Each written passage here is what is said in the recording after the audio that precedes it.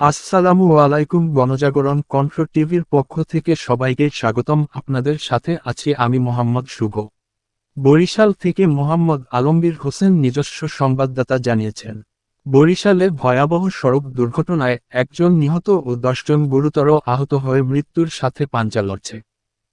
আমার মরণ নসিবে কখন কেউ তো জানে না।